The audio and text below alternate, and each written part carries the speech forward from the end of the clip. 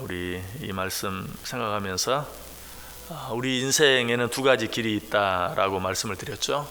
그 첫 번째 길은 하나님을 멀리함으로 망하는 길, 그 두 번째 길은 하나님을 가까이함으로 복을 받는 길이 있다라고 말씀드렸어요.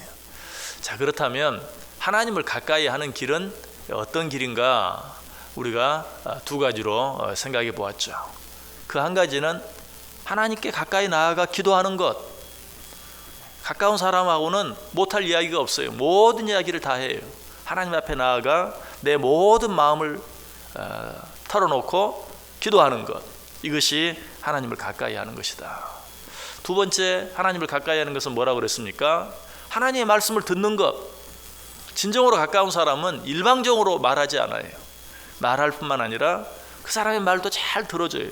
그 사람이 무슨 얘기를 하든지 다 들어주는 것.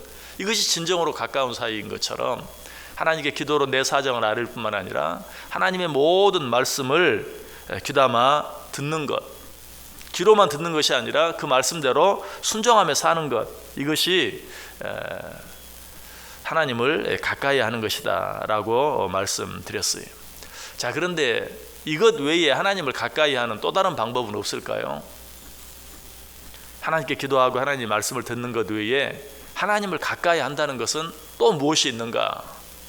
그것은 내 주위에 지극히 연약하고 부족한 자들을 돌아보아주고 사랑해주는 것이. 왜 그것이 하나님을 가까이 하는 것인가? 마태복음 25장 40절에 이런 말씀이 있죠. 임금이 대답하여 이르시되 내가 진실로 너희에게 이르노니 너희가 여기 내 형제 중에 지극히 작은 자 하나에게 한 것이 곧 내게 한 것이니라. 지극히 작은 자 하나에게 한 것이 곧 내게 한 것이다. 이 말을 바꾸면 어떻게 되죠? 지극히 작은 자 하나를 가까이 하는 것이 곧 나를 가까이 하는 것이다. 그렇죠? 자, 하나님은 당신을 가까이 하는 자를 가까이 해주시고 가까이 하는 자를 축복하신다 그랬는데 어떻게 하나님을 가까이 할 수 있는가? 맨 첫 시간에 그렇게 말씀드렸죠. 뭐 하나님과 좀 더 가까이 하기 위해서 높은 산에 올라가면 되는가? 아니라고 그랬어요. 마태복음 25장에 있는 것처럼 지극히 작은 자 하나에게 한 것이 곧 나에게 한 것이다. 우리가 하나님께 묻는다면 하나님, 나 하나님 가까이 하고 싶어요. 어떻게 하면 하나님 가까이 할 수 있습니까? 어떻게 하면 하나님 가까이 갈 수 있습니까? 하나님은 저 하늘에 계시는데 내가 어떻게 하나님 가까이 갈 수 있습니까? 하나님의 대답이 뭐예요? 바로 네 옆에 있는 지극히 작은 자 하나를 가까이 하는 것, 지극히 작은 자 하나를 돌아보는 것, 지극히 작은 자 하나를 사랑하는 것, 그것이 곧 나를 가까이 하는 것이다.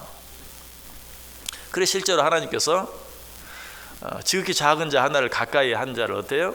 당신의 오른편에 두시죠. 양과 염소를 가르는 비유에 보면 지극히 연약한 자들과 함께하고 그들을 돕고 그들을 사랑한 자들을 자기 오른편에 두는, 하나님이 그런 자를 가까이 해주시는 그런 모습을 보게 돼요. 이런 이야기가 있죠. 어떤 왕이 어떤 사람을 불렀습니다. 지금 급히 궁궐로 들어오라. 이 사람은 왕이 자기를 부르니까 너무 두려웠어요. 그래서 누가 좀 나랑 같이 가줄 수 없나. 이 사람 옆에는 세 사람의 친구가 있었습니다. 첫 번째는 자기가 가장 친구 중에 친구다라고 생각하는, 자기가 가장 가까이 하는 그런 친구가 있었어요. 두 번째는 뭐 친구는 친구지만 뭐 그렇게 가깝진 않은 그런 친구가 또 하나 있었어요. 세 번째는 이 친구는 뭐 친구라고 하지만 있어도 그만 없어도 그만 하는 그런 친구가 또 하나 있었어요. 자, 갑자기 왕이 부르니까 두려워서 제일 먼저 어떤 친구, 정말 친구 중에 친구라고 생각하는 친구에게, 아니 왕이 갑자기 나를 부른다, 무슨 일인지 모르겠다, 너무 두렵다, 네가 좀 나랑 같이 가달라. 이 첫 번째 친구가 뭐라고 말합니까? 안 돼, 나 바빠, 나 못 가. 두 번째 친구, 그래도 그중 괜찮은 친구라고 생각했던 두 번째 친구에게 가서 왕이 나를 갑자기 부르는데 너 나랑 같이 좀 왕에게 가달라, 그렇게 말합니다. 그러자 그 친구, 그래, 나 궁궐 문 앞까지는 가줄 수 있는데 그 안에는 나 못 들어가. 세 번째, 뭐 말로는 친구지만 뭐 있어도 그만 없어도 그만이라고 생각했던 그 친구에게 왕이 나를 갑자기 부르는데 너 나랑 좀 궁궐에 가줄 수 있겠느냐. 그래, 내가 기꺼이 가주지. 내가 왕 앞에 가서 혹시 왕이 네가 짓지도 않은 죄 가지고 너를 뭐라고 하거나 벌을 주려고 하면 내가 말해줄게. 이 친구는 그런 일 한 적 없다. 죄 지은 적 없다. 내가 기꺼이 변호해 줄게. 자, 여기서 말하는 첫 번째 친구는 뭡니까? 재물이죠. 재물. 이 세상에서 우리는 재물을 얼마나 사랑하고 얼마나 가까이 하고 얼마나 귀하게 여기는지 몰라요. 그러나 이 세상을 떠날 때 재물은 어때요? 절대 나랑 같이 가주지 않죠. 우리가 늘 얘기하잖아요. 이 세상 떠날 때는 다 놓고 가야 한다고. 자, 두 번째 친구는 누구입니까? 뭐 가족이나 친척이나 이런 사람들을 말해요. 어디까지는 같이 가줘요? 궁궐 문 앞까지는. 장례 치를 때 무덤 앞까지는 가줘요. 그러나 더 이상은 가줄 수 없어요. 내가 궁궐 안까지 기꺼이 가주겠다고 말한 세 번째 친구는 어떤 친구입니까? 선행, 착한 행실. 이 세상을 살면서 정말 하나님의 뜻대로 선하게 착하게 살아간, 오늘 제가 말한 것처럼 지극히 적은 자 하나, 내가 돌아보아 줄 가치가 없고 그럴 이유가 없는 그런 사람들을 사랑해주고 돌아보아 주는 그 선행, 그 친구는 어때요? 그래, 내가 하나님 앞까지 따라가 줄게, 그 말이죠. 그래, 가서 이 친구가 세상을 살 때 정말 돌아보아 줄 이유도 없고 그렇게 해서 얻을 것이 하나도 없는데도 지극히 연약한 자들을 사랑해 주었다, 돌아보아 주었다, 내가라고 기꺼이 말해 줄게.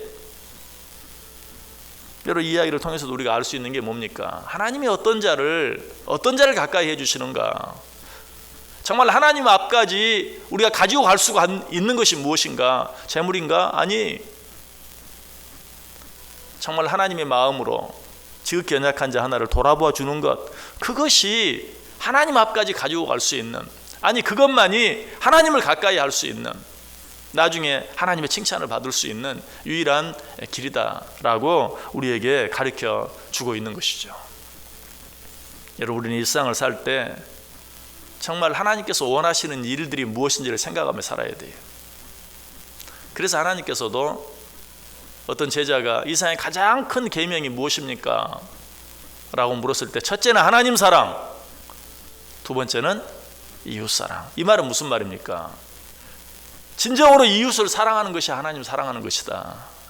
진정으로 내 이웃을 가까이 하는 것이 하나님을 가까이 하는 것이다 라고 우리에게 말씀해 주고 있는 것이. 여러분, 하나님을 가까이 하기를 원하십니까? 여러분 주위에 마땅히 내 도움이 필요한 자가 누가 있는지 돌아보세요. 그런 자를 가까이 하세요. 그런 자를 사랑하세요. 그런 자를 돌아봐 주세요. 하나님이 절대 모르는 척하지 아니하고 하나님이 그런 자를 가까이 해주세요. 지극히 적은 자 하나에게 한 것이 곧 나에게 한 것이다. 지극히 적은 자 하나를 가까이 한 것이 곧 나를 가까이 한 것이다.